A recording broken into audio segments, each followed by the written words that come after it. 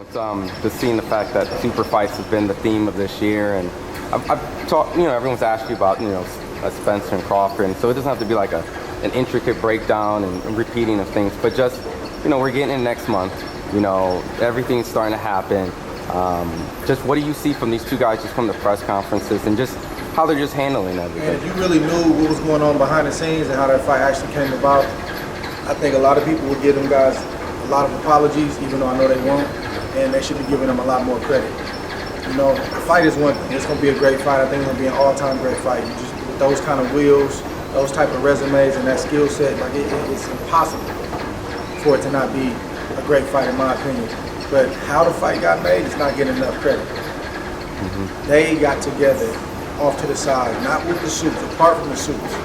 The suits made it messy. The suits caused a lot of the delay. I'm not saying all of it, but a lot of the delay.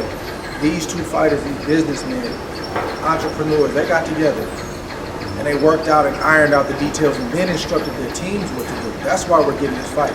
So for all the Spence is scared of Crawford and Crawford is scared of Spence and it's past his expiration date, for all of that, we need to have the same energy to praise these guys for actually getting the fight, and not just getting the fight, but how they got the fight. We need to be asking them questions to see if they can open up, man, how did you put this together?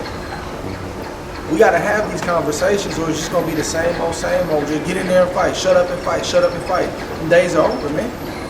I don't mean over like it's not happening, but fighters are turning the corner, man, and they're starting to realize that I don't have to go at your speed, I'm go at my speed. So all the pump faking about, oh, I'm not going to watch it. Yes, you are. In fact, that delay made you want to watch it even more. So it's going to do numbers on pay-per-view. The gate did what it did in a matter of minutes, right? Sponsorship. They're winning. They're winning. So their way was right. It's like even Mayweather-Pacquiao. It's like, oh, that fight happened too late. Did it really? Now, we may have lost some prime, so it may have been a more competitive fight, maybe more. But from a business standpoint, Floyd was guaranteed 40-something million when it first was talked about, somewhere around there. Made 200 million on the back end. So did it really happen too late? There were some things Floyd was concerned about in the Pacquiao camp. He got that worked out. So did it really happen too late?